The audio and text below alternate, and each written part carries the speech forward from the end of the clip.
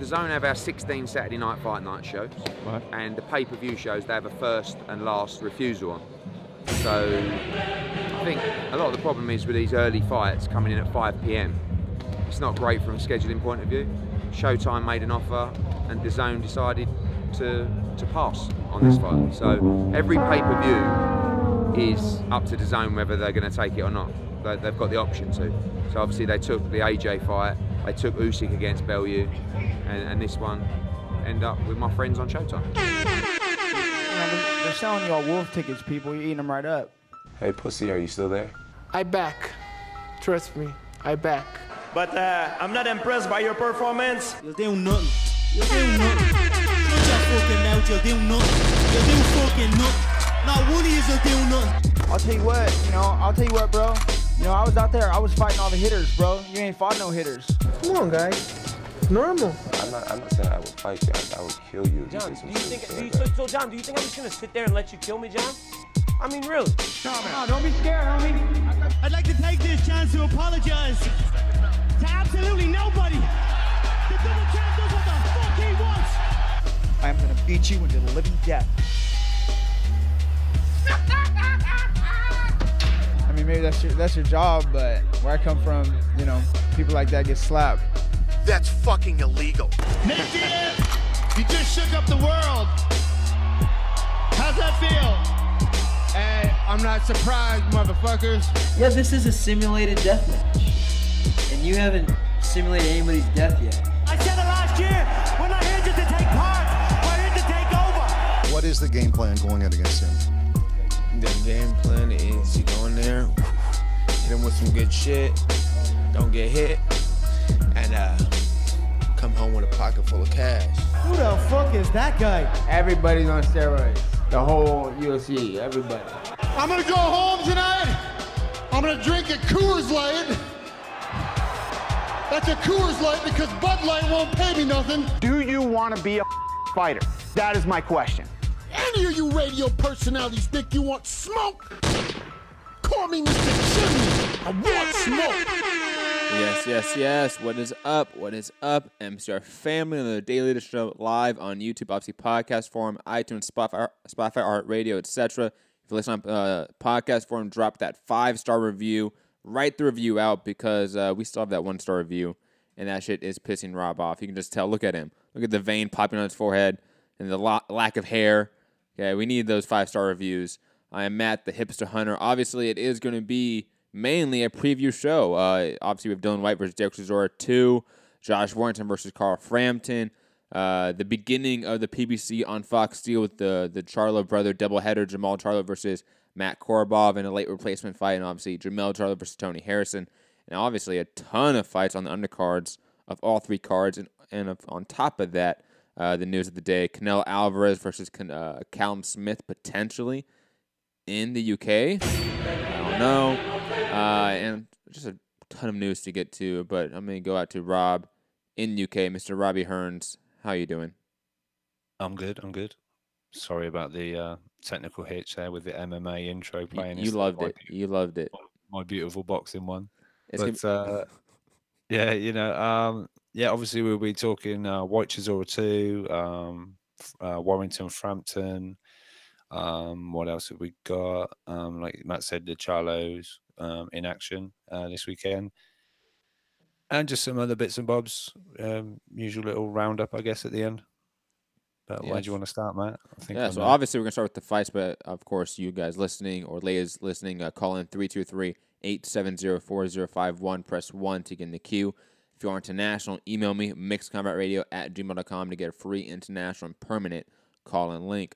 But let's start with, I don't know if it's the marquee fight of the weekend, but I would say it's the biggest fight of the weekend in terms of size, and on top of that, it seems to have a bigger push around it.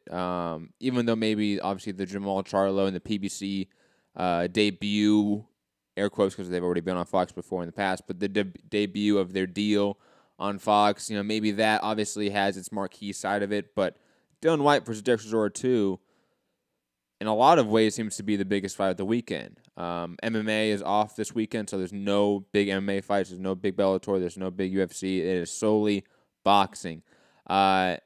Before we delve into the shenanigans that is what Eddie Hearn said in that cold open of why this fight is on Showtime and not DAZN, the card itself, obviously it's going head-to-head with Carl Frampton versus Josh Warrington. Both cards are pay-per-view.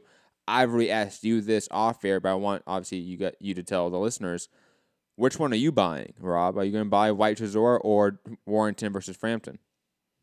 I'll be buying Whyte Chisora, just probably mainly off the back of what the first fight was. It was saw it again last night. It was Sky had showed the first fight, and I just forgot how great it was, the back and forth, and to think there wasn't even a knockdown or a stoppage. It was these guys literally. I know Derek Chisora's got this new name of like war, but that was literally a war. They were, really knocking 10 barrels of shit out of each other. It was a real back and forth. Personally, on the night, I thought Chisora had just done enough, but and I know Chisora today said something like, "I'm probably going to have to knock Dillian Whyte out because, just to take the decision out of Eddie's judge's hands," he said. So, yeah, I'm going to be buying the Sky card this time, and besides, BT have already had money out of me this month with the Wilder Fury, so just sharing it about, Agreed. I would, I think there's an argument to be made about which main event is a better main event and deserving of, boxing fans' money. Obviously, Josh Warrington, Carl Frampton is for a belt. Whyte Chisora is not. Both are 50-50 fights, in my opinion, so it's not like one is a significantly more competitive fight. Both are quite competitive. But sort of digressing to Whyte Chisora, I think it obviously seems to be, the bigger fight over there in the UK. It has the Sky Sports machine behind it that just seems to be a behemoth at this point.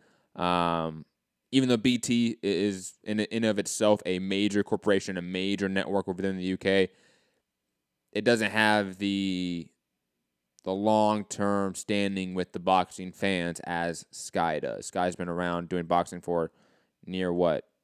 A decade, 2 decades now, it seems. Yeah, it's been a while. Yeah, I think it's over 10 years.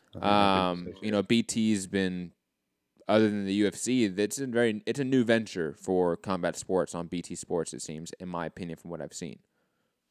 Yeah, I mean, obviously Frank Warren was over on Box Nation, and then he sort of jumped ship and went with BT, and that was basically, I think their first was maybe Fury's comeback. So it's really boxing on BT, I think, is very fresh. So I believe I read an article because BT got some of the rights to some of the Premiership football, and obviously that was a big draw for people to subscribe over here. And I'm not sure that they've continued their deal or someone else has outbid them for whatever season. If it's next, I can't remember, but apparently there's been quite a subscription drop-off from BT. And I think I've seen a lot of chat about this, and I kind of agree, like the undercard is probably better on Warren's card to a point. It's at least longer. Like the Whyte Chisora card is a very small card. I think there's only like 8 fights on that card, while the Warrington Frampton card is huge. That's a near what, like 15 fight card, it seems. It's a ton of fights. But for me, I mean, I'm looking forward to seeing Buatsi on the Sky card. A little bit of a step up. But for me personally, I like the production on Sky. I like the commentary. I just love the look, the feel of it. I guess I'm like comfortable with because it's been there, like you said, for so long. But I want to see Warrington and Frampton. I think that's going to be a fun fight as well.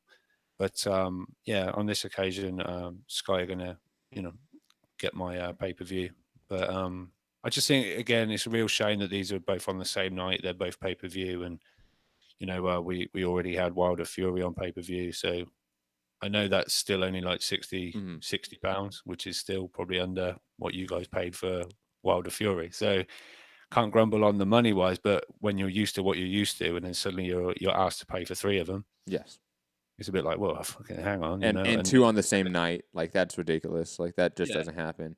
And plus, like that's, I mean, I would assume maybe like a Leonard Sterling, somebody like that. That's a pseudo boxing historian on YouTube over there that listens every day.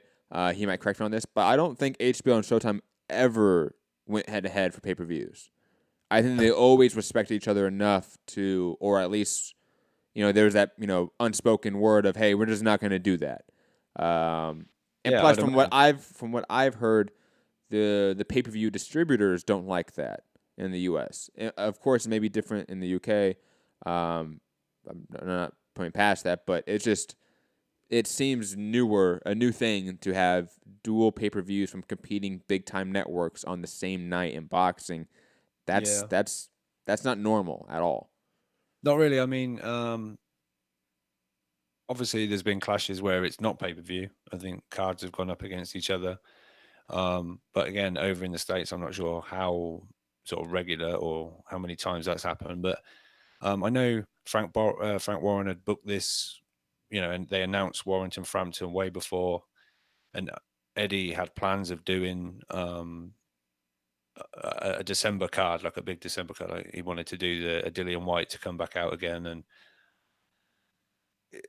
both sides have sort of come under flack. And, well, not both sides, sorry. Eddie Hearn's come under a bit of flack saying, he's going up against it. And I think knowing he's probably going to get the lion's share of people's, pay-per-view money. If you're going to buy one, I think Sky are going to do the better numbers than BT. It's a shame. Like, obviously, people can't maybe watch 2 at a time. They can only afford one, or they want to watch both. So in the end, either someone's going to lose out on pay-per-view buys because they're going to stream that one and buy one, or, it's just a real shame. And it's not an ideal situation for seemingly anyone involved, like including Eddie and Frank Warren. Like, I bet they would, if they maybe just due to scheduling, due to, again, I've talked about this before, the inflation of fighter pay recently and how much these top guys are asking for these big fights, these unifications, whatever it may be. You have to make a pay-per-view right now with how the market is run. And with, you needing to fill out contracts and how many, fights per year guys get. On top of that, you only have so many dates and venues you can go to. It becomes this weird equation where we may have, there may have been no avoidance of this, so to speak, unfortunately. But whatever it is definitely is not ideal for anyone involved, especially the consumers, obviously, and the fans. Moving away from this, let's get to the fight itself, and then we're going to move to why it's on Showtime and not the Zone, and then the undercard. Because even though there is like a Joshua Barrazzi card, the undercard itself, in my opinion, is not super competitive. Dillian Whyte versus Chisora 2, the rematch. The first fight was fantastic. I mean, obviously, it was a slobber knocker, untechnical heavyweight slugfest that we love. I think every casual loves those type of fights. I remember it was on, I think it was the AJ, which fight was it, undercard? Was it Brazil? What are you asking me? The Whyte Chisora, the first one. It was on the undercard of AJ fight, was it not? Correct me on that. While I talk, look that up, please. I think Whyte has definitely improved since not only that fight, but throughout his career. Joshua Molina, very good. Joshua Molina, thank you. I remember us in the U.S., we didn't get it. We got the Katie Taylor fight instead on that card, and we had to watch that fight on YouTube afterwards, which was really upsetting because I remember just boxing Twitter going nuts about the fight and me not seeing it. But Whyte, in my opinion, I think will come into this fight a little bit smarter. I don't think this fight's going to be as exciting, as much of a sloppy brawl as the first one. I think Whyte's going to be a little more control, a little more methodical. I think he's going to work behind his jab far more than he did in the previous fight, just because that's what we've seen from him since. We've seen him work on the jab. We've seen him work on his distance management. While Chisora, even though, let's say, he obviously got the huge win against Carlos Takam recently, he was losing every single one of those rounds until that knockout. And he was getting absolutely brutalized in that fight. He was taking a beating that was arguably worse in that fight than the Whyte fight. So we not only have a Chisora that's been taking a ton of beatings lately, he's also a veteran in the game, far past his prime. I'm picking Whyte to look a lot better in this fight, to control most of the action. We're going to have spots where it gets a little bit wild. We're going to have spots where Whyte hurts Chisora and goes for the kill and it gets sloppy. But I think largely we're going to see Whyte play a smarter game in this fight and get a clear 8-4 decision, in my opinion. I think this really depends on like what Chisora turns up. When Chisora's on it and up for it, he's a real tricky customer, you know. And I know what you're saying about the Takam fight, but to me, for a long time now, Chisora is kind of almost happy to take big shots, and you know, he basically invited Takam on, you know, pulled him onto the ropes and said, let's just slug this out, and eventually one landed. And but I agree with you to a point that Dillian Whyte will be a lot more controlled, a lot more show the improvements that he's been making since that fight.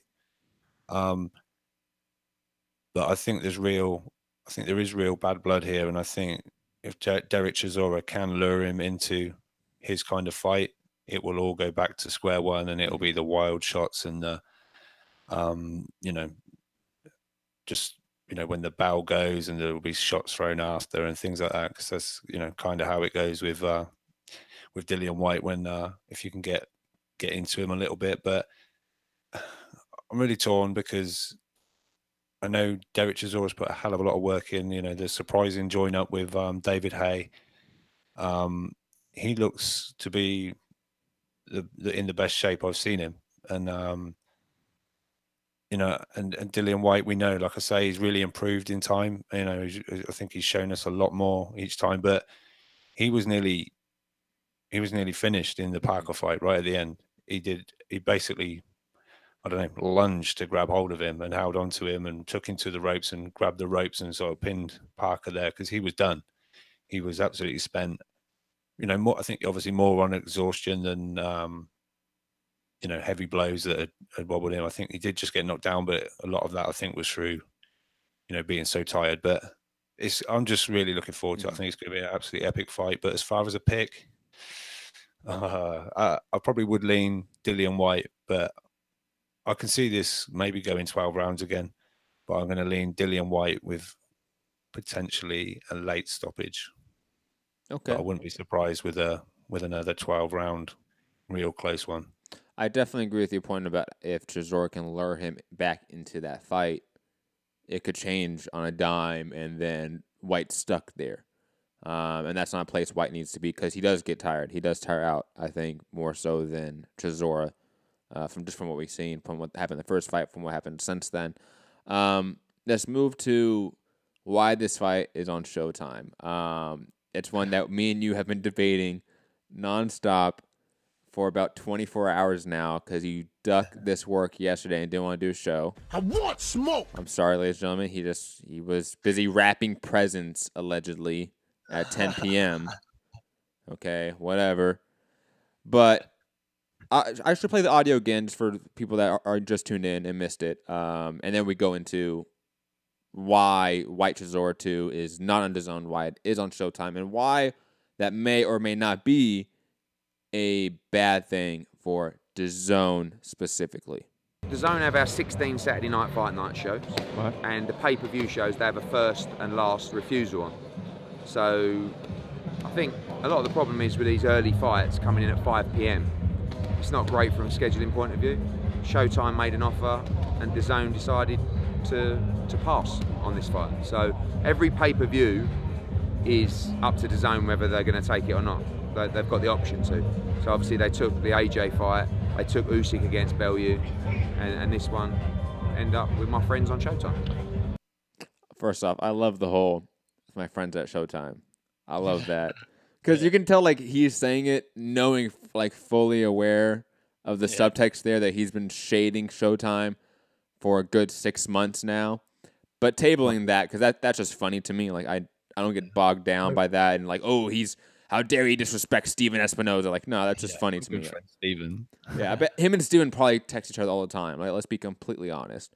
I think they're starting to realize that you put a camera in front of Eddie Hearn, he's on full like either show off mode or troll mode, and I think obviously behind the scenes there's a business relationship. And well, same with Steven a little bit. Like Steven has his one-liners, he's not as comical in his approach. Like Eddie is like a comedian in a way, right? Like Steven Espinoza has that business shade, like it's all subtext and subliminal, but we kind of know what he's saying. Some people have almost like, oh, that's a little bit bitter, Steven. No, come on. Yes. Like, there's definitely a pinch of salt with everything he says, and I love it. Yeah, and he just sometimes comes across, aren't you just like the guy who runs like the network? He sort of gets involved with, he's our fighter, he's this fighter, or I don't know. Some people have said, don't you just run a TV station? But yeah, but obviously behind the scenes, there's a business working relationship. Yes. Now, to a point, I guess they're all like, oh, here he goes again. Just like Lou DiBella and Eddie Hearn. Oh, of course. Whatever they've had, and then you see them on camera together and they're great, because they're making money together. So exactly. So digressing from that, I think this is an issue, not because necessarily like this fight is make or break for DAZN. Like, of course it isn't. But what I do think it's an issue is that it is a loophole out for Eddie's big fights to not be on DAZN. So when we talk about AJ Wilder, AJ Fury, certain fights that are going to be pay-per-view in the UK, regardless of where they're at. Like Wilder AJ, if it's in Vegas, if it's in Wembley, is going to be pay-per-view in the UK. Now there is a contractual out that Eddie can use in a way to not have the fight on DAZN. On top of that, when he says first and last refusal, basically a matching clause to it. If DAZN is thinking, look, like we don't need Whyte Chisora and we can have zero boxing content till January 18th, I believe is their next card for boxing. Maybe Rob can correct me on that specific date, but I believe that's right. I think that is an indication of something that is flawed maybe in DAZN executive, rooms, executive boardrooms. The fact that they're saying that, oh, we can last without a month of content so early in our lifespan, in a sense, in the U.S. That's flawed thinking. Even though I think Bellew, because I think Eddie mentioned Bellew, Usyk and AJ Povetkin as the two pay-per-view fights they picked up. Whyte Chisora is, I would say, arguably bigger than Bellew Usyk. And from just a pure casual perspective, it's two heavyweight fights. It's a rematch, fight of the year contender beforehand. In the U.S., I think it translates more than Bellew Usyk. So again, it's not necessarily that this fight is make or break for DAZN or for anyone involved, but what it is that it's an indicator of certain things that make me wary or concerned about DAZN's long-term thinking. Because this should have been a fight they picked up. And to pass on it doesn't make a lot of sense to me. I just don't know the concern. I just feel, obviously, I feel like we kind of knew this. It's like in my head that we kind of knew that the pay-per-views were a slightly different story. It was going to be the regular matchroom cards. And I guess I've seen a lot of people like, wait, this isn't on DAZN? I think obviously there's a lot of people, well, I thought all of Eddie's shows were on DAZN. So I think that's where the confusion lies. But as far as Showtime picking it up, obviously Matchroom are making some kind of rights fee for that. So on that kind of business side, I think that's fine. But on DAZN, I mean... Again, just to quickly interject, I'm not talking about Matchroom's perspective because they're making money regardless. I'm not talking about the consumers because we're going to watch it on Showtime YouTube. If anyone that doesn't know, because I didn't really state that. It's on Showtime International YouTube or whatever, right? It's their Showtime official YouTube channel. So anyone in the U.S., that's how you can watch it Saturday night or Saturday midday. Yeah, it'd be like 5 p.m. Eastern. Yes, 2 p.m. Pacific time. And quickly, again, only talking about DAZN's perspective here and how they can succeed as a company. I just feel like that they know more than we do about numbers and whatever. So I feel like I don't think they've. It's not like they've opened the wallet and gone, should we get this one? Oh, I don't know. Things are a bit tight since that Canelo deal. I think there must be a business decision behind this, and I kind of get what you're saying. Like if there's no another boxing card on until I think you were right. Is it maybe the Munguia Yes. On Golden Boy card. Mm-hmm. Then yeah, but also are people going to unsubscribe from Showtime because from I think they're not back until January the 19th with another pay-per-view. Maybe there is one a little before that. Like we have to remember that Showtime has other content that is beside combat sports. All right, so like it's not peddling, let's say, boxing, MMA, and like rugby, or for a U.S. comparison, let's say like hockey, right? Just to use the sport, right? Because boxing fans aren't necessarily interested in hockey or MMA, right? That's a different group. But boxing fans are into dramas. They're like everyone's into shows, so that's why you can sort of pull into that audience, so to speak. On top of that, Showtime has a sort of perennial like 24 million subscriber base. DAZN's a new company that has a limited amount of content. It's just a different. It's apples and oranges in terms. I get what you mean. Yeah, but I've seen people. I get the question. Don't get me wrong. I'm not saying like Yeah, it's a bad question. I just don't think it's a fair comparison. No. I mean, all I'm saying is like I've seen obviously HBO have finished boxing, and I've seen people have taken away their subscription. So I know, but HBO have got Game of Thrones and shit like that. So kind of the drama thing. I know what you're saying, and they've got obviously a massive subscriber number, but quickly, I'm a kid. He has a good question. I just want to quickly address any question for the host. I'm most confused about DAZN marketing Whyte but not showing his fight. I will say this. They've been doing a lot of interviews with fighters that are outside the Eddie Hearn, Golden Boy, DAZN stable. They did an interview with Sean Porter. They did a sit down with Vasyl Lomachenko. Obviously they're not making long-term money off of those fighters, but what they are doing is at least getting some sort of revenue, cross promoting with other promoting companies, other networks in a sense with those fighters. So it's sort of those things where they're trying to get a lot of different content up because it's just a new app.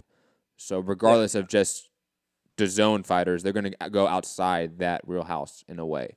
But don't forget, obviously, I'm sure Dillian Whyte will be on DAZN probably in his next fight. So they're going to still, I mean, but they're still going to push because obviously the association with Matchroom. So I think as far like you said, they've had Loma just recently on the YouTube channel. They've got they had like Sean Porter within like three. I think Akenbarak were with him after about 3 weeks of DAZN being up on live, and I think that was like their first like real sit down interview. I believe was Sean Porter, which was weird. Yeah, he just won the WBC, I think, or was about to go in for it, and it was like I know that made people go, Sean Porter to DAZN. And it's like, like just because they're interviewing him, it was like, oh, what's happening here? But similar to Mike Coppinger's PBC show, because he says he's getting paid by Fox and not PBC, regardless of whether that's true or not. He's talking about Canelo Alvarez tonight, he says, and breaking news on his next fight. So when these shows on these networks, even though they have sort of exclusive rights to certain promotional companies, they have to talk about other fighters. And that's a good thing, because back in the day, it wasn't like that. I'm pretty sure I'm a kid is old enough to remember when Showtime and HBO announcers would never mention the other's fighters. So I'm glad that stigma is going away. That sort of cultural idea is gone. Yeah, I mean, at the end of the day, obviously, you might get, I don't know, sort of maybe Sky News is maybe more about what's going to be on Sky, or BT Sports News would talk more about Fury and what. But at the end of the day, it's the sport, and everything now is kind of relevant. I know, obviously, networks and making fights with different networks has always been an issue, but I do think we're starting to get more, almost like a voice as a boxing community, and like the likes of like the YouTube channels and things like that, and social media, obviously a massive part now.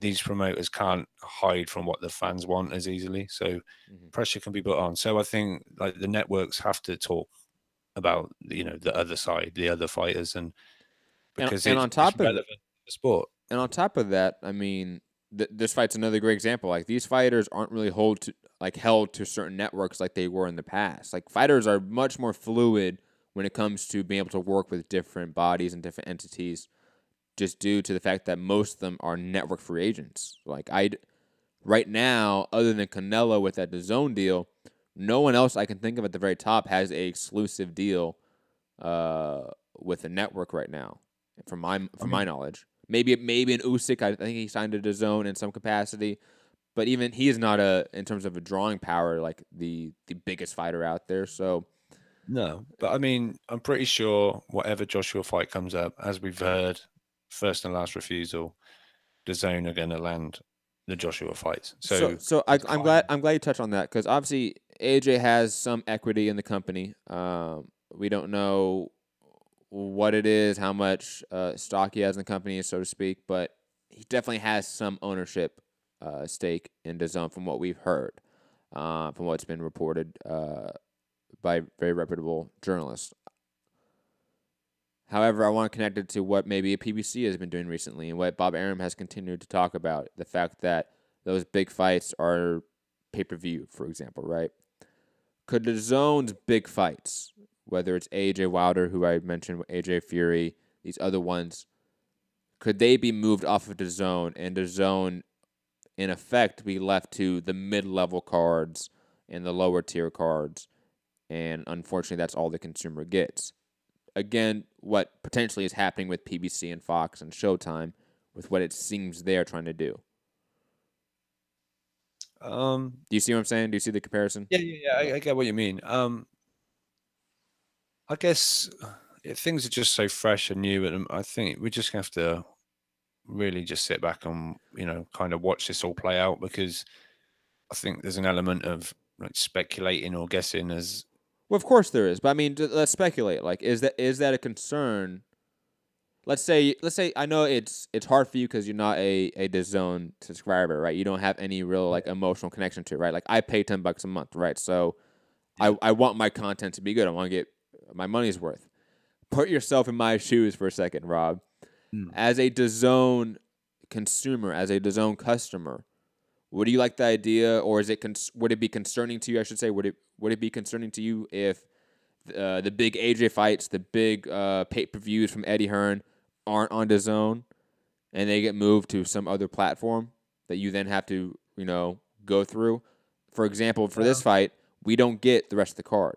We just get Whyte Chisora now because it's no longer on DAZN. If this was on DAZN, we could see Christopher Rosales. We could see Joshua Buatsi. We don't now. I have to go find an illegal stream for that. So it is affecting the consumer in a way. Yeah, no, I hear you. You know, you think you're paying this money, and then, oh, look, but all the good stuff's free on Showtime, YouTube, or whatever. Or it ends up on Showtime pay-per-view if it's an AJ Wilder fight, for example. Or I get what you mean. Or ESPN Plus if it's a Fury fight, you know, just for argument's sake. Yeah. No, I get what you're saying, but I don't know. This is just a reaction of, you know, Whyte Chisora, which isn't for a title. I get that it's a good fight. Obviously, like I say, I'm buying it and I'm excited for it. But is the American general public, all I seem to see is... We're not talking about the American general public, because that's not who DAZN's really targeting. They're targeting combat sports hardcore fans. You see what I'm saying? America. I guess. But all I seem to see is Whyte's a bum, and Chisora's a bigger bum. So I know what you're saying, but I just don't see this as this massive concern. You seem to come into, like, we sort of, like you say, we kind of went back and forth. Rob, via gift, and we're gonna have to wrap this up eventually because we do have a lot to get to. Again, call in 323-870-4051. Press 1 to get in the queue. Whyte Chisora, even though it's not for a title, is a significant fight for the division. The winner of this fight could fight AJ in April, right? So that is this is a significant fight, not only for the heavyweight division, but for like boxing right now. Like this determines, the hierarchy of the heavyweight division in some way. And heavyweight division is a booming market right now that is uplifting the entire sport. On top of that, like you said, you're buying this in the UK. And I know that the UK fan is different than maybe the US hardcore fan, but not entirely. I think if, let's say, hypothetically, both of these products, Frampton, Warrington, Whyte, Chisora, were on the same platform at the same time here in the US, Whyte Chisora is getting more views. I would definitely argue that. No, I'd agree. The heavyweights and whatever. I get you, but so it may not peak to the general public, the people that watch NFL on Sunday, but what it does is that it makes those bitter, hardcore fans that don't want to pay $10 to watch the UK cards, it gives them that out to say, "Yep, I can come back next month." But this falls into a lot of people's free months, doesn't it? Isn't this part of the free? True, of course, but there's some that aren't. And again, it's not only isolated to this fight and this occasion. If they're willing to let a month go without boxing content now, what makes you think they won't do it later when it's not a free trial month?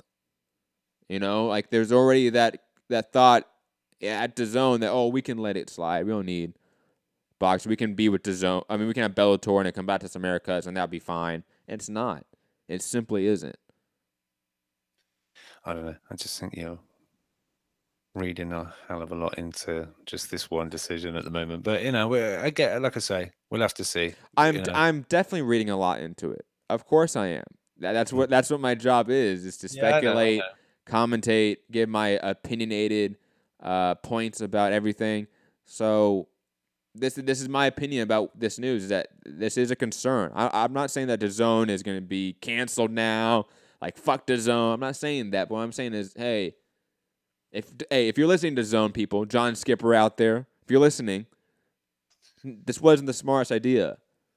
Like I said yesterday, I just feel like you got Eddie Hearn on a private jet with these billion-dollar mates, and you're telling them they're fucking stupid. Yes, I am. Because let's be honest, Rob. Like, we know what the TV rights deals are. It's AJ Parker was what, $2 million for Showtime? Like it was 2.1. Yeah, it was along that line, wasn't it? Right. Okay, so that's $2 million for a unification heavyweight fight on regular Showtime. What do you think Showtime paid for it to put on YouTube? Honestly, I got no clue. I really don't know. I don't either, but it must be significantly less. You would think, yeah. Right? It would have to be at least half of it, in my opinion, because it's not even on Showtime, so they're not even putting the big budget behind it. They're just going to stream the BT feed, not BT, Sky feed. Wow, BT. Is that what it'd be? Yeah, it would be. They're going to stream probably the Sky feed, overlay like the Showtime overlay, so like you have their stuff, and it'll be maybe not the full commentary team, but maybe off-site. So they'll be in New York, in DC, in LA, wherever their studio is, and commentate from there probably. All right, I just didn't know. Well, you obviously don't get Adam Smith and say, I don't know. We could. Sometimes that does happen. Okay. To be honest, sometimes that does. I think was it like Frampton, like Luke Jackson? I think that happened. You got the BT. Yeah. All right. I want to say, was that for Showtime or was that for ESPN? Showtime, I think. I think that was for Showtime. Showed a Frampton fight. I think they did. But anyways, digressing. Again, DAZN, if you're listening, you fucked up here. Being honest, but digressing from that to the rest of the card that I don't get to see now and I have to go find an illegal stream. Well, does they not show this undercard? But I don't know. I'm not sure. I just wondered. Oh, you mean like if DAZN had this card, would they show the undercard? Yeah, they did for AJ Povetkin. I mean, would they show the remainder of the card on DAZN and then? Oh, so you're saying like would they show like Rosales versus Charlie Edwards and hey, jump over to Showtime YouTube to see the main event? I don't do a big plug and shout out, but But just no, wondered but if- that's what you're saying though, in theory, right? would they have the rest of the content on design? No. So none of it. All right. No. Just a question. Not that that's an impossibility, but it's not happening this weekend. That would be a first though. I like the UFC does that with Fox properties, right? They'll go like prelims on Fox Sports 1 and then main card on Fox, right? But that's again all in house, so it's different. No, it's just a question. Though, there used to be like Facebook prelims. I remember like Showtime used to do that back in the day a lot. UFC used to do that back in the day. That's obviously a different network, so to speak, than their, whether it was Fox or Showtime, whoever it was. That's maybe a possibility in a sense, but again, digressing. Christopher Rosales versus Charlie Edwards. R.I.P. Charlie Edwards, man. God damn. Being sacrificed to the boxing gods. Rosales should get a knockout here within 7-8 rounds. Even though Christopher Rosales isn't the greatest guy in the division, obviously he lost to Andrew Selby, he's lost to others in the division. He is, without a doubt, one of the heavier hitters at flyweight. He is, without a doubt, I think, improving in sort of the late stage of his career, having sort of a career renaissance, has become a sniper with that power hand. He just beat Patty Barnes via brutal body shot, I believe. I think that was his last fight. Charlie Edwards, his one step up, in my opinion, was against Joel Casamora. And he got knocked out in that fight in the 7th round. I think that's going to happen in this one as well. I don't think Charlie Edwards has improved drastically enough to deal with the length, the height, the power of Rosales, but it should be a fun fight for as long as it lasts. Rob, your thoughts? Yeah, I agree. I think Charlie Edwards has improved, but we'll have to wait and see. I mean, the betting looks sort of tighter than I thought it was going to be, sort of closer, but I think Rosales should be favourite for this, huh? What are the odds right now? Rosales is minus 200. And oh wow! Edwards is trying to figure this out quickly into America. But Rosales only being a 2-1 favorite is ridiculous. He should be like a 4-1. And he's like Edwards is almost a 2-1 outsider. So it's tighter than I thought it would be. But I think obviously Rosales is favourite for this. But yeah, it should be a real fun fight. Charlie Edwards likes a lot of combinations and this, that, and the other. So we'll see. Should be fun. Quick mentions of the rest of the undercard: Joshua Buatsi versus Ronald Quillen. Ronald Quillen, last known for getting defeated by Chris Eubank. I think that was his last fight as well. But Buatsi should win this one relatively easy, in my opinion. KO, TKO, round 7 maybe. Because Buatsi's a methodical guy. He's not a guy that's really like, he gets knockouts early. Don't get me wrong, but he's not a guy that like is hyper aggressive in those knockouts. They just come to him sometimes, right? I don't know if Ronald Quillen's just going to come to him that way. I think you could see Buatsi be really methodical off the jab and be smart and be hesitant. So again, 7th, 6th round, something like that. David Price versus Tom Little. Double KO. Who cares? And I will admit, I don't know who Linus Odifi is, who's an 11-0 middleweight prospect, but he's an 11-0 middleweight prospect. Go watch him. Yeah, against a 6-15. Hey, shit happens. Hey, that's what prospects face. Rob, any last thoughts on this card? Yeah, like I say, looking forward to Buatsi. Price, Tom Little. Obviously, we know Price, when he lands, can flatten anything, but also when he's landed upon, can be flattened. So there's always that Russian roulette sort of experience of watching David Price. If he lands one, he's possibly getting his hands raised. If he gets landed upon, it's going to be, I think, it's like last chance saloon as far as Price is concerned now. But yeah, two big guys going at it. Can't go wrong. Also, Dillian Whyte and Chisora going at it. Two big guys. I just like the heavyweights a lot, so that's why I'm tuning in. But yeah, I think sort of looking at it is sort of another A-side card coming at you from a boxing venue near you.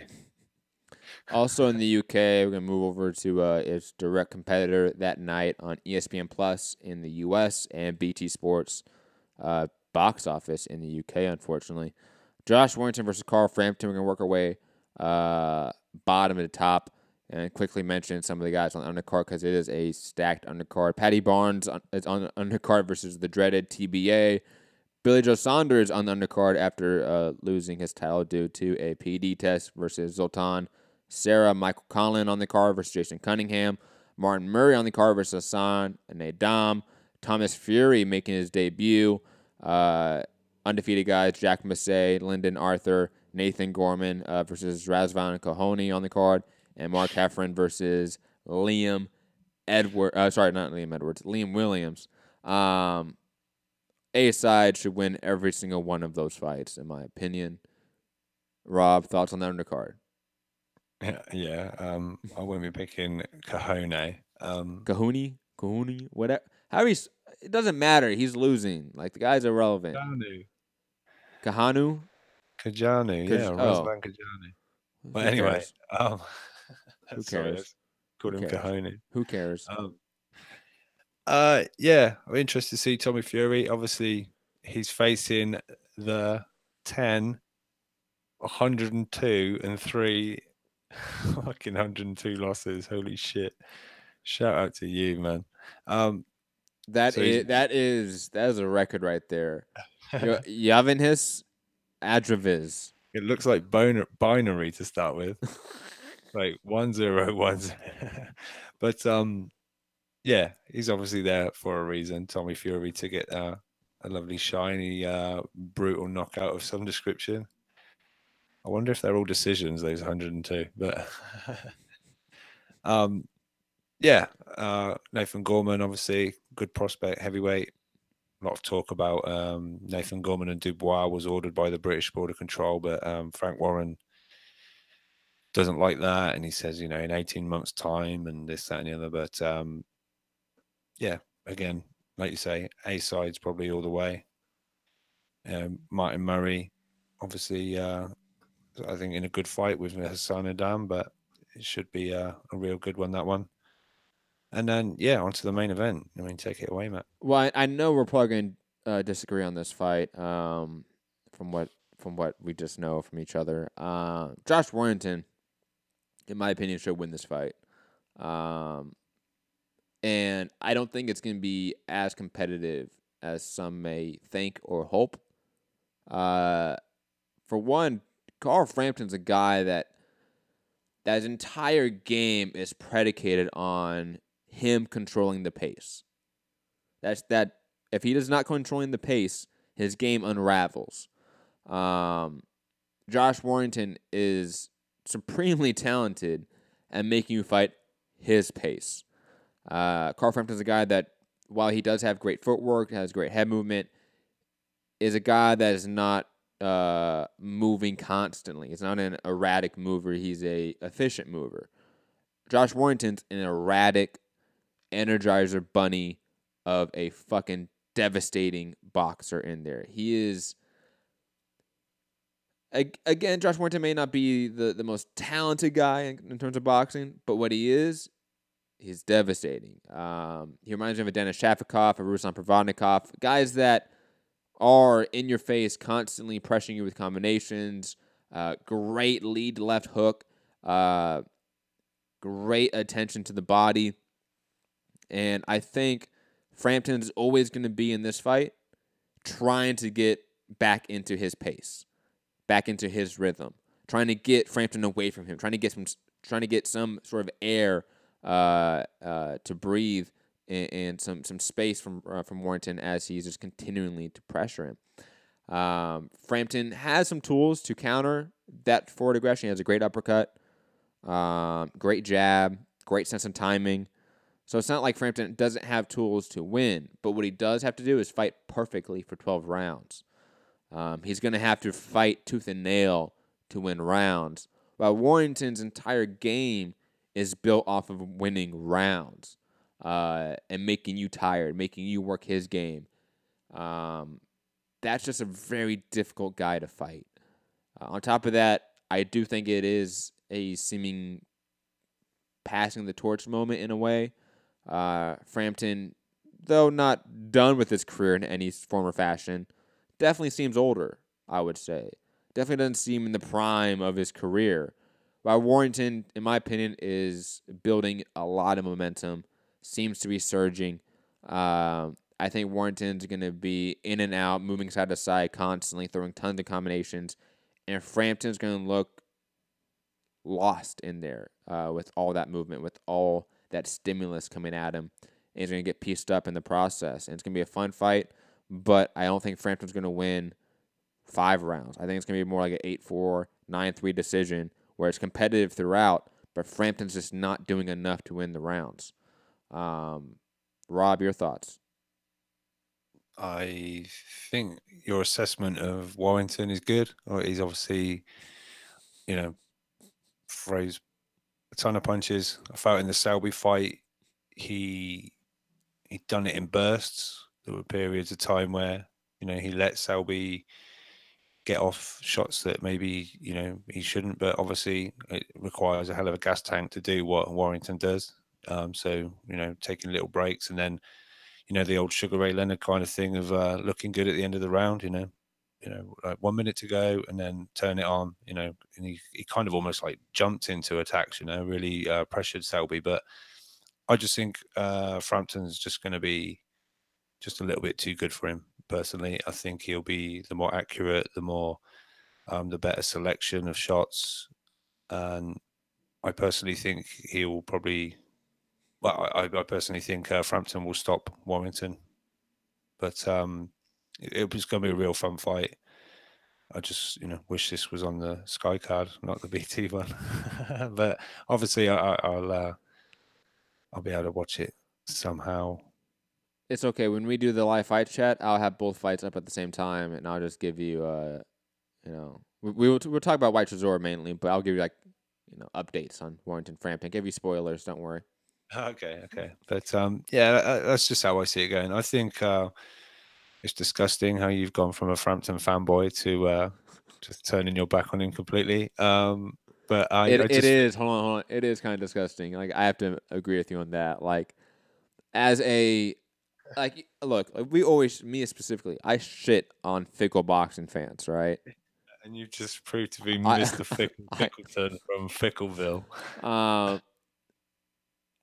And Hassan Malik in the chat saying Warrington thinks Frampton is a shot fighter. I don't think so. He might be saying it, but I don't think he says that, or at least not says it. He doesn't think that. I don't think Frampton's shot, but I do think he's older.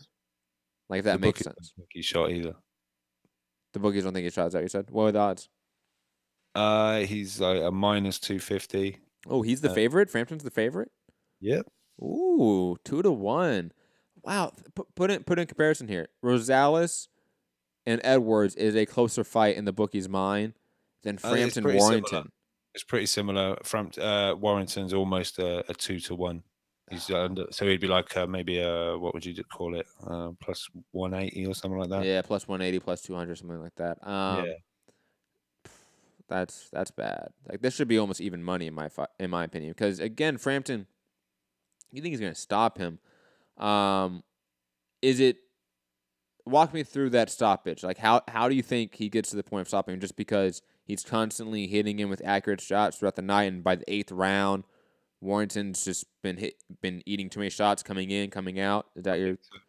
I think so, and like I said, I think Frampton's more precise. I think he's more accurate. I think his selection's better, and again, I think he might Warrington possibly will be chasing the fight at that point. Maybe, like you say, maybe Warrington will get away to an early lead, but I think Frampton will take control. But maybe he catches Warrington charging in a little bit. I'm not 100% sold on a stoppage. Again, this is almost in the Dillian Whyte Chisora thing. I can see a stoppage, but I could quite easily see, a bloody war and these two guys still standing at the end of the 12 rounds. But I'd probably lean towards stoppage, but just covering all the bases. It's all good. I seem to be in the significant minority here in the chat and on the show because everyone, it looks like, on the chat is saying Frampton wins by unanimous decision, it looks like. I just think Warrington, while, an absolute warrior, a real try-hard, I think he found possibly weight-drained Lee Selby, and I think he maybe has had his time. I don't see him as a mega strong champion that's going to go on this long title defense, and I think Frampton is just too much of a classier boxer than Warrington to become unstuck. I don't know. I think Frampton will have an issue with Warrington's size and pressure. Warrington was able to bully around Lee Selby, who may have been weight drained, but he was significantly taller, significantly bigger than Warrington, and he was still able to do it. A la like Canelo, Rocket Fielding, that is still impressive to see, even though against the opponent or the weight drain factor, respectively, to the Selby fight in that matchup. And Frampton, he's a guy that needs to be a little more methodical at times. Like, he hasn't won a close brawl in a while. Even when he was in his prime, whenever he would get sucked into those fights, he would look human in a way, if that makes sense. I remember he fought somebody by the name of Montiel, like back in the day, like that was like PBC debut here in the States.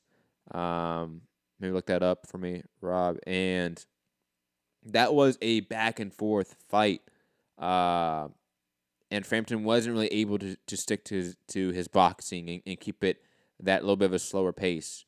And as a result, he was hittable. Frampton has his hands down a lot. That's a concern for me when you're facing a guy that's constantly throwing combinations, constantly in your face. I can see Frampton getting lazy with that and getting clipped with that left hook. But anyways, it's a fun fight. I think it's arguably the best fight of the weekend on paper, in my opinion. Definitely one that we can have probably the most debate about as boxing fans that we're going to see. But other than that, Rob, any last thoughts on this card? No, I know. Sorry, I've just lost it. I just can't see that. Who did you say he fought? Montiel? Maybe I got the name wrong. Hold on. I have it on Box Track. I can just look it up. US fights he had, and that's Gonzalez Jr. and then the 2 Santa Cruz fights. That's it. I think it was Chris Avalos. No, it wasn't Chris Avalos. That was an easy fight. Oh, it was the Alejandro Gonzalez. That's who it was. Who I think he died. I think he got killed. Oh shit! Remember that story? I'm half remembering it. And I apologize because of it. But I think Alejandro Gonzalez was shot after their first fight, and Frampton and him actually like bonded during it, so to speak. One of those, like, they both had a really good fight, and because of that they bonded and went out to dinner with their families afterwards. One of those things.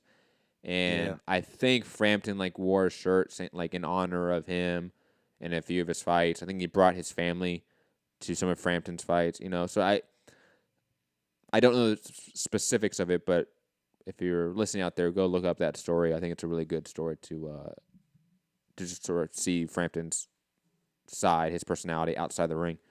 Moving on from that, though, going over to the U.S. and the debut of this PBC on Fox deal, and it starts with Jamal Charlo versus Matt Korobov. Yay!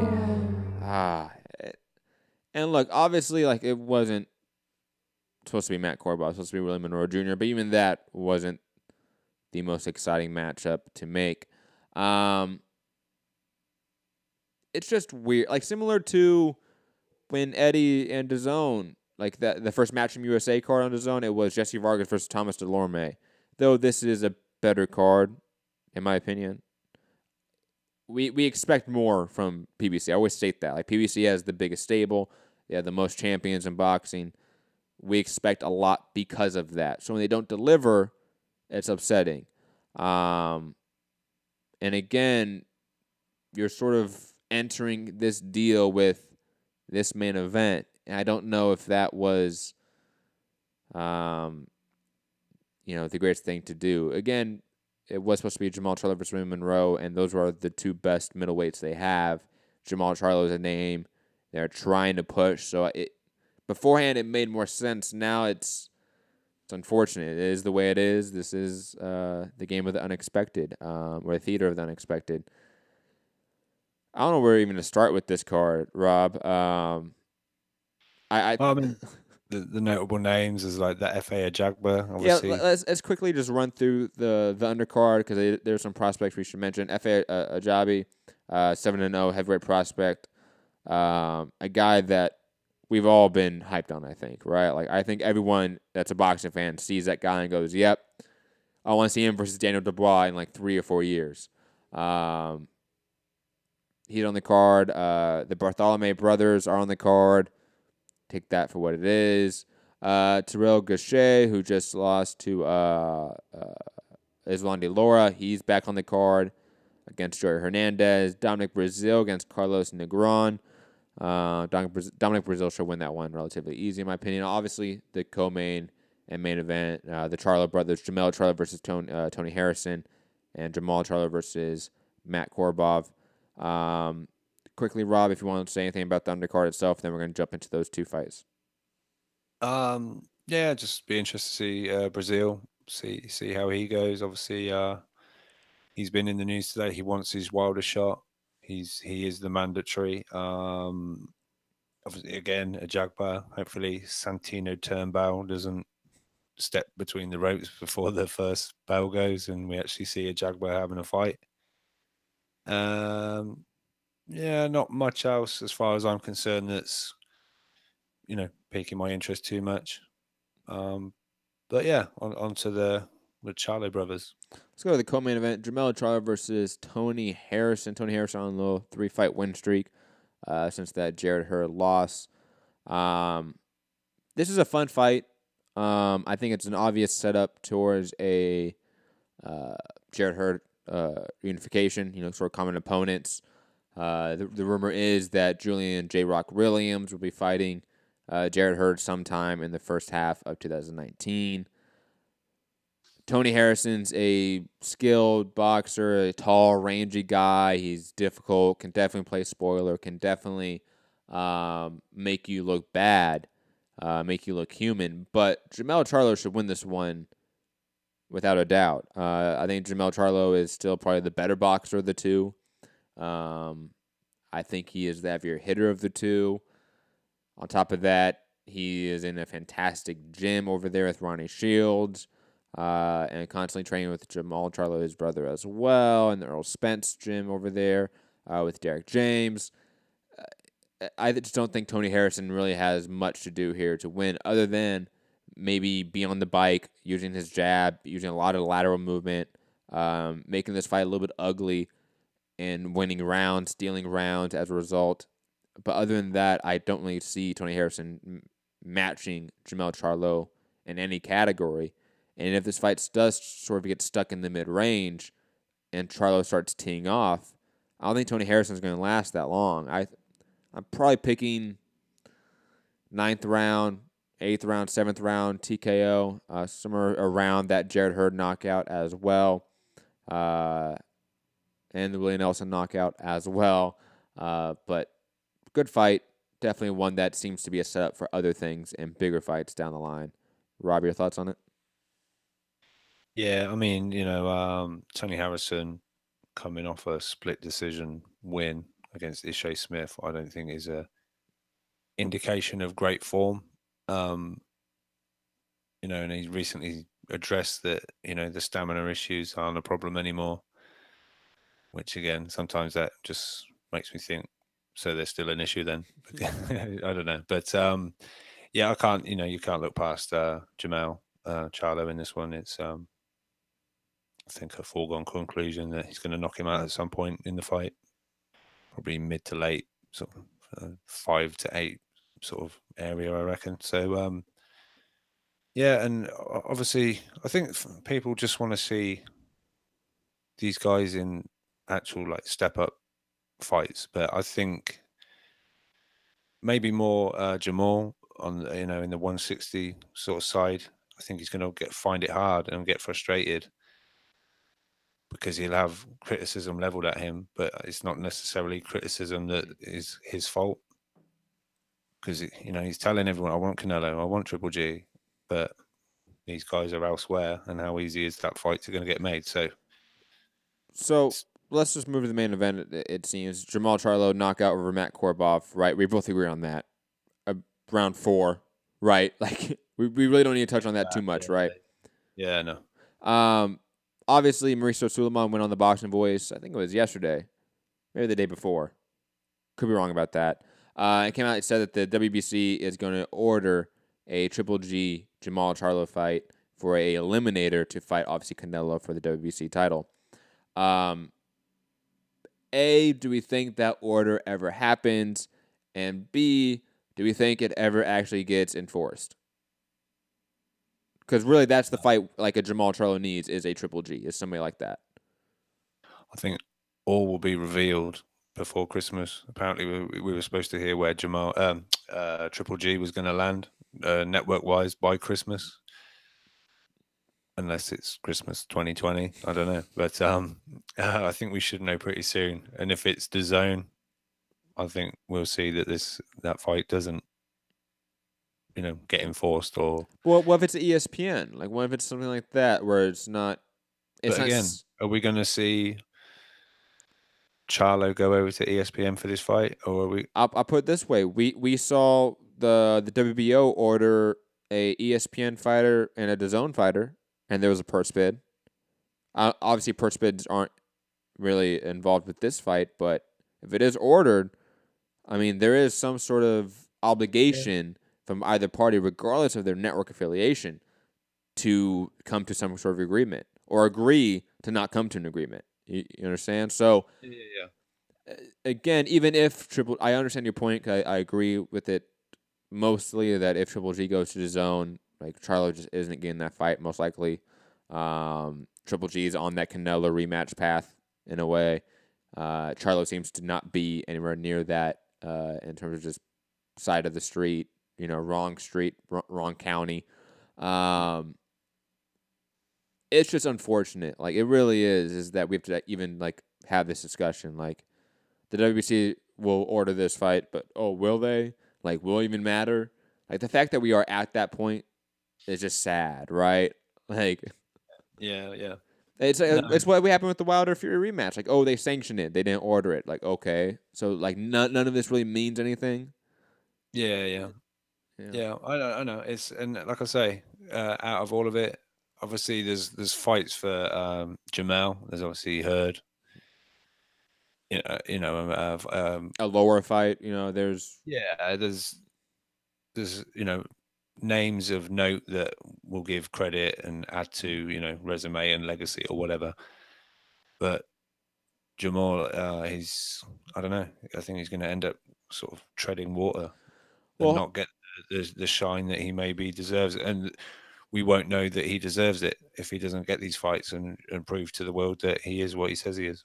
It's funny because going back to what we talked about with the whole Whyte Chisora thing and DAZN and their actual obligations to, or I should say, Matchroom's obligations to DAZN. DAZN came out and said on Twitter, all Matchroom USA cards are on DAZN. Some Matchroom UK cards on DAZN, right? I believe that's exactly what they said. Maybe look up their tweet for me if you can, Rob.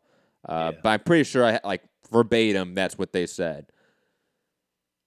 So, you're talking about, what fighters can be fluid when it comes to networks. Can a Demetrius Andrade, Daniel Jacobs, guys that are perceived to be Matchroom USA fighters, be network fluid in that way and go to an ESPN, go towards a PBC with a Showtime or Fox? Or are they actually contractually obligated because they are Matchroom USA fighters to fight on DAZN network regardless?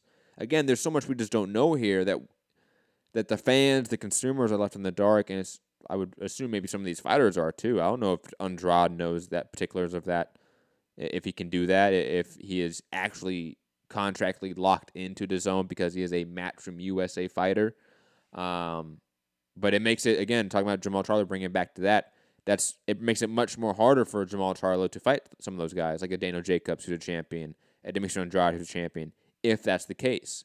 If those guys are actually contractually stuck in that network, in that streaming app, it's another roadblock towards a Charlo fighting those guys, and that's unfortunate.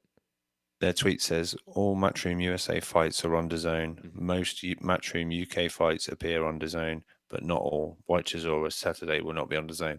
But I think they're referring to a Matchroom USA card. So if a fight can be made with one of their fighters on another card on another network, I think Eddie said he's happy for, if there's an unbelievable, he's not going to stop a fighter getting an unbelievable deal over on ESPN if he can get a fight and it's an amazing deal. So if it's on the card, it's on DAZN. So, but if you're Eddie and you have a champion, whether it's Demetrius Andrade, whether it's Daniel Jacobs, right? Because those are two Matchroom USA fighters. Daniel Jacobs is still questionable right now, but just throwing him in there just for argument's sake, right? Wouldn't you want them to defend on Matchroom USA cards? And, of course. And if you're DAZN, who's investing in these two guys potentially, you want them on your network, right? Whether Al Heyman comes and says, "Hey, Andrade, I'll give you $8 million to fight Jamal Charlo on a Fox pay-per-view," whatever, right? I don't know if Eddie, as a business person, will think, look, that may look bad for our brand to have our champion have to go to their network. And if you're DAZN, you're thinking the same thing. Yeah, definitely. And that really does test the theory of I'm not going to let my fighter miss out on a huge payday. I guess then, I don't know, you then have to get him that fight on DAZN or a similar fight, but match that money. Because it's like, look, I was going to make this over there. They promised me this or whatever. So it is, it's all this, what we hear on the cameras and what actually, businesses and like the networks want and the fighter wants. It's all, conversations that we don't obviously hear. And, and is it the reason we don't get some of these fights? Probably. Is it? I don't know. I just think, like you say, a lot of money gets invested into certain networks, so they want their fights on their networks. And it's probably why we're not going to see Spence Crawford anytime soon. It's probably why we're not going to see, I don't know, Joshua Wilder probably this year, or I don't know. It just, there's a lot more politics than there is actual sport in some kind of sort of however I quite mean that, instead of just for the good of the sport, it's about the politics of the money and the networks, and it's all about business, man. I mean, it always gets said it's boxing is a business first, sport second, And, well, I mean, all sports are, but I mean, boxing inherently is. So it seems like it is prize fighting, right? Like innately in its name, we talk about money. So yeah, I mean, yeah, if it was a football match, that football match has to take place. And at some point, maybe, BT Sport or Sky battle it out for the rights for it, but it's kind of, well, you can't not have that soccer match. It's like for the final, or so, you know what I mean? So it's got to happen. Whereas boxing, no, it doesn't have to happen. No. It's not happening. It's not on my network. That's it. So forget that one. Move on. Who's the best like British Premier League team right now? Manchester City, Liverpool. Okay. Who's one of the worst? In a different league. Pick a different league, though. Pick a different league. You can't pick the same league. Pick like La Liga. Pick one of those leagues. Okay. Oh God. Yeah. Just pick a shit team, right? Peterborough United. Okay. Right. It would be like, hey, look, like Manchester City and Liverpool are going to play, and the last minute's like, nope, sorry, BT Sky can't get along. Liverpool's going to play some podunk team in like Portugal, right? Like that's that's the equivalent to what boxing is. Swear to God, I love it. Yeah. But anyways, You get this, but you're gonna get this. It's just shit. Yeah. speaking of things I do love, I love the news that's coming out right now. Canelo Alvarez eyeing a Wembley showdown against Callum Smith against Callum Smith after beating Rocky Fielding. Eddie Hearn has come out and kind of put some water on the news, saying that Wembley is only open to April next year. And I think it's a little bit time for conspiracy theory time here. Because at the same time here, we have to follow me. This is very crucial here, ladies and gentlemen. Focus. He is saying, hey, like the whole Amir Khan, Kell Brook to Wembley thing, we're not really thinking about that, right? Like that's not seemingly an idea. We're going to move AJ to MSG. But what if Eddie, Golden Boy, whoever it is, goes, look, instead of Khan and Brook at Wembley, because let's be honest, they're not selling 80,000, 70,000, 100,000 seats. They're not doing that. But Canelo Alvarez versus Callum Smith? I don't know. I am so excited. And this is on top of the news that Golden Boy has locked down Azteca Stadium for September. Hey, if you're Canelo and you're going on a world tour to big football stadiums, Mexico has to be one, obviously, because you're Mexican. But other than that, UK is it. And Callum Smith is on a high right now, not only in the UK fan base, but I think just in boxing overall. I think he's seen universally as the best super middleweight in the world after beating George Groves.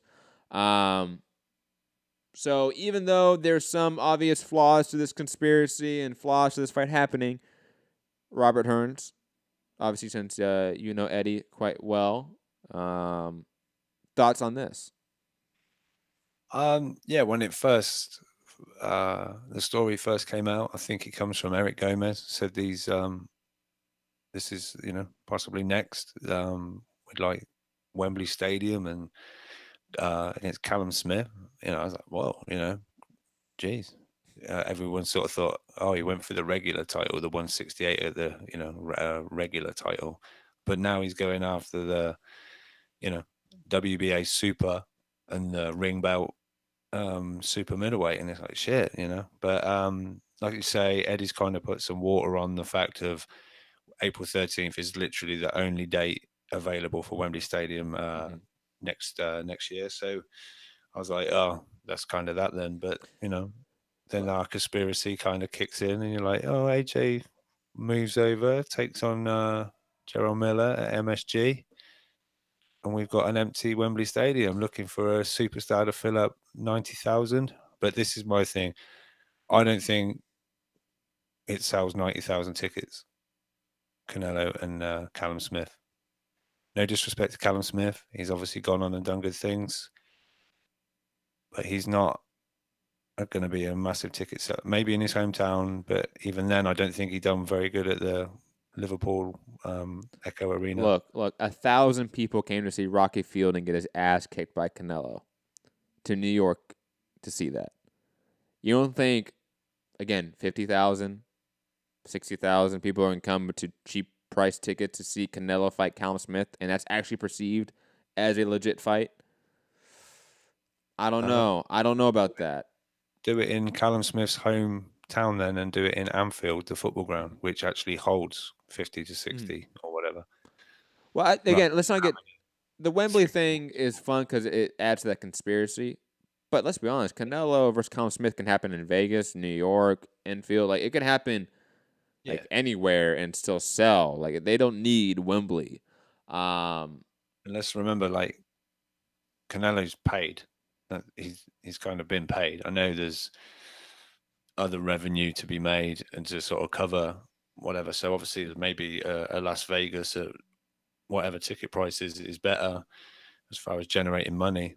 But Canelo, the brand, is, what was it, 300 what was it, 25 million or 300? And what, I forget the figure. What he's just been. Oh, the total? It was 365. 365. Yeah. So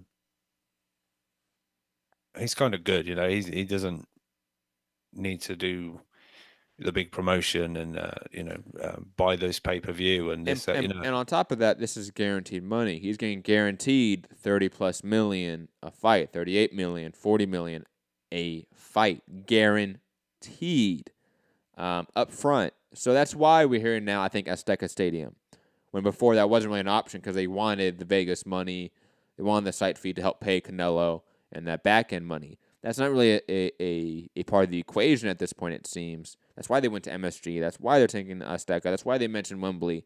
That's why they're thinking now the out-of-the-box, I think, fun part of boxing and promoting. Like the idea of putting Callum Smith, Canelo in a UK soccer stadium. Give me that any day of the week. Triple G versus Canelo, the trilogy, in Mexico City. Yes, I want that. I want that right now. Like, you give me that, please, DAZN. Especially as we've just heard, how many was it? 28 million on... 26 million, but he's always done that. But 26 million people watch Canelo versus Rocky Fielding in Mexico. And quickly, just to add to that, I think I mentioned this on the show before, but just to reiterate, DAZN owns the worldwide distribution rights of Canelo fights. So DAZN's the one that brokered that deal in Mexico and got that money, just for those that want to know. And, of course, Canelo probably gets it paid through his guaranteed check. And very quick, I had a little chat with Eddie, sent him a little message. And I was going to actually pitch that to you like right about now, and you were just going for it. Thank you. I'm on point. We were on TV numbers and stuff like that, but I actually messaged Eddie. Breaking news by Robert Hearns. Everyone, hold on. Breaking news.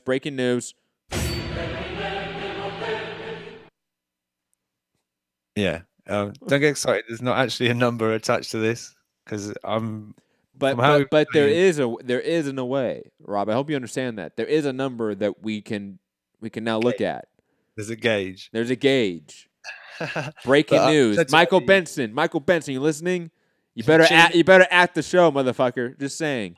Yeah, I messaged Eddie. I said, any news on numbers that tuned in for Canelo and Rocky on DAZN, and will we get to hear any subscriber numbers and things like that? And I so wish I had a drum roll. I so wish I had a drum roll right now. It makes me upset. His words were, what was it? You just throw me. No, they were huge numbers, right? Huge. And I went. I replied, do you want to be more specific? And then I said, are they Wilder Fury huge in quote marks? And he said, much bigger, much higher. So then I'm waiting on a reply. Well, that's all we need. Okay. So Eddie Hearn has told Mixed Comment Radio that Rocky Fielding versus Canelo Alvarez did more views than... Sorry, what was the exact words? A lot more... much bigger. Much bigger views or viewership than Wilder Fury pay-per-view numbers. Wilder pay-per-view obviously did 325,000 pay-per-view buys. So, in theory, whatever this Canelo Rocky Fielding number is, it is much bigger than 325,000 buys / viewers. I think that's sort of his one-to-one analog that he's using. That's really not a one-to-one analog. But to table that, because again, that's getting lost in the weeds about it's a buy, it's not a subscription per month. Like purely numbers here. Like if he's saying that this did 600,000, double it, whatever it is. Well, I said times 3. Because then that's obviously we're looking at the magic million, So, so this is a good indicator. Though obviously Eddie is not really giving us a number, he is saying that it's bigger than this number, and that number is far bigger than the last one we heard. When I think it was Keith Idek reported, or was Mike Coppinger, I forget which one. Apologies if it was neither. That DAZN had a peak viewership for AJ Povetkin. Peak live viewership of 16,000. Now we're hearing it. Canelo versus Fielding did well above 6 figures, potentially 7 figures. in viewership. That is a good trend if you're DAZN. Hopefully it's true. But on top of that, Eddie, DAZN, be transparent. Like, it's not that hard. Like, I know you don't have to be. You don't owe us it. But it's, I think, better. Like, it's better long term, I think, to be as transparent as possible as a corporation. And this lack of transparency, this real desire to be secretive about how well you're doing will only lead, I think, to more conspiracy theories and more people making YouTube videos about how DAZN is failing. And I think that just does you a disservice. Like, that gives you bad PR when you don't need it to be. I mean, if this is much, much bigger, say we're looking at maybe possibly 1 million, this must be absolutely, if DAZN said, look, we want a complete blanket over this. We don't want numbers going out. We don't want subscriber numbers coming out. What happened? Like you said before, like Netflix and is it Hulu and things like that. This must be absolutely destroying Eddie Hearn inside, that he can't say it did this, it did that. Oh, we're the fucking best. You know what, Eddie. If he's got although saying that very rarely comes out with like Sky pay-per-view numbers or Sky viewing figures, or dribs and drabs come out, or we learn a little bit. But as far as this is obviously Eddie Hearn's been like the front man for DAZN and being the sort of spokesman of it. It must be making him want to burst inside, like if it's done like really great numbers. But obviously also we saw DAZN were happy to tell us that they are number one in the free app across iPhone and iTunes and Android, Google Play or whatever. They're the number one free downloaded app above, was it YouTube and Snapchat or something? So I guess I saw you chatting with Midi in our group thing. It's not, we can't look at that and say X amount of people have done it, so that's the amount of subscribers. But I guess it's an indication of like growth or yes, a period of success where obviously Connect was free for a month, so for one fight. So it's at the very least, it shows a growth of brand awareness in the U.S. And that's really all they significantly need right now, because we've talked about this before. It's still very young. Like, it's still only, 3 months, 4 months of being here in the U.S. market. Businesses don't take over overnight. Like, look at Netflix. Look how long it took for Netflix to become the behemoth that it is, where it can now make 90 movies a year next year, and they have the budget to do that. Netflix started out as a small company somewhere, and it grew into something else. I think DAZN is similar to that, where it has grown in other markets, it is growing its platform here, and it takes time. But hopefully, these little tiny concerns about Whyte, Chisora not getting picked up, certain big fights having a out, so to speak, those are all concerns. But going forward, like you said, it does seem like they are on the right trend, so to speak, in terms of brand awareness and growth. Those iTunes and Google Play numbers definitely show that.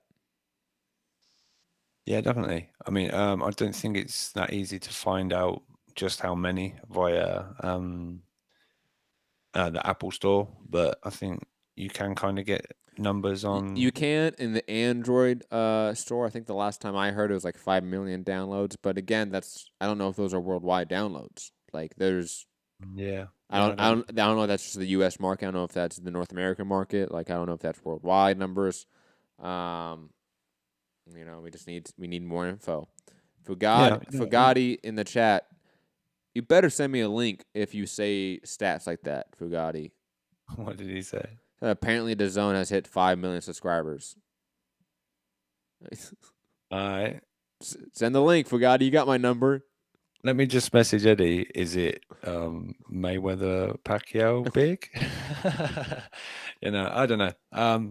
But yeah, like you said, I personally, on an interest level and wanting to learn more, would love DAZN to say, look, here's this month's analytics of some, purely obviously what they want to be told. That we don't need to know the complete and utter ins and outs of.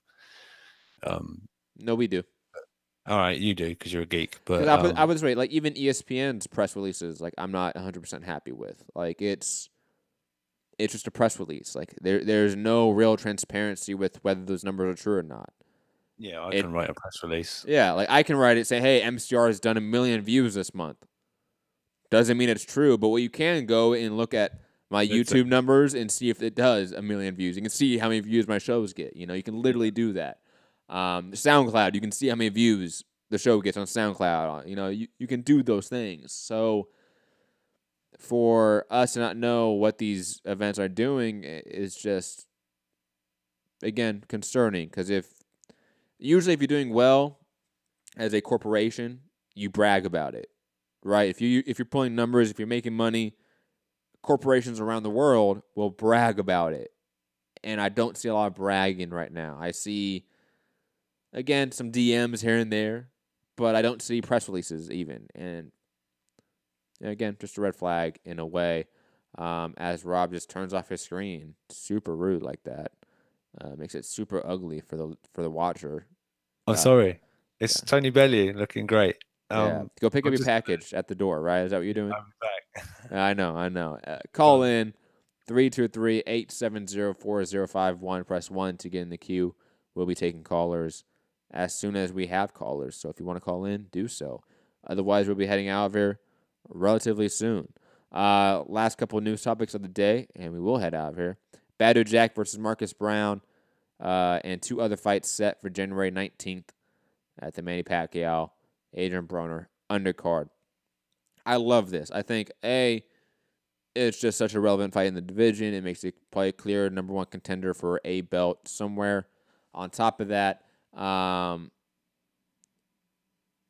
it's finally Marcus Brown getting a step up. It's Badu Jack fighting a still relevant player in the division. It's a great fight to put on a pay-per-view and to sort of make us hardcores more accepting of paying for it, because not just Pacquiao Broner now.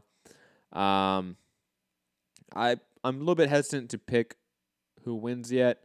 I'm probably preemptively thinking like a Badu Jack win, but it's close. It's definitely a fight that I could see some debate about who wins and who doesn't win. Last topic of the day, and we're going to move on and out of here unless we have callers. Again, 323-870-4051. Oscar Valdez is officially back February 2nd on the Sergey Kovalev, Edler Alvarez undercard, fighting some tune-up. Teofimo Lopez also on that card. And I believe one other person. God, who is it? Let me look. As I am looking, I think that's about it. Richard Comey is on that card as well. That's right. That's not a new card announced, but that is a pretty good card, actually, looking at it as we speak. But, ladies and gentlemen, that looks like it's going to be it. I know Rob's trying to bounce back after go pick up a package from the door, but he's going to come into the outro playing. Smash that like button, share the show, subscribe. Rob, you're here. Rob, yes. Do you want to talk about Marcus Brown, Badu Jack, Oscar Valdez coming back? No, you're good? Sign off. Okay, there we go. That made it super easy for me. Smash the like button, share the show, subscribe, listen on podcast forum, and drop that 5-star review. All that stuff if you've been listening to the show for any period of time. Go to patreon.com/mixedcombat radio to help support the channel. Rob, we do desperately need to do a Patreon-only show sometime in the next couple days. Yeah, sure. Whether it's tomorrow or Friday, we just need to do one. I haven't done one in a while. So yeah, tomorrow. Text me, whenever that stuff is. Rob, let the people know where they can find you at. Wow.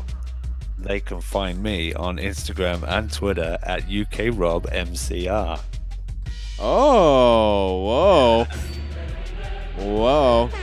I was toying with the idea of adding net on the end, but I fucking hate you. But yeah, UKRobMCR. UK Rob. What else do I want to say? Any sort of housekeeping news? Obviously, Christmas coming up next week, so schedule's going to be weird next week. But there's big fights next Saturday. Obviously, the UFC pay-per-view next Saturday is massive, so don't worry. You will get content regardless. We just may take a day or two off. What else? I think that's about it. Yeah. Find me, Matt Hunter, MCR, all platforms. Like I said, smash the like button, share the show, subscribe. Trying to hit 1,000 subscribers before the end of the year. Only 2 weeks away. Tell a friend to tell a friend. And have a great day. Peace. Later. Are you off your tits? Have you been smoking something?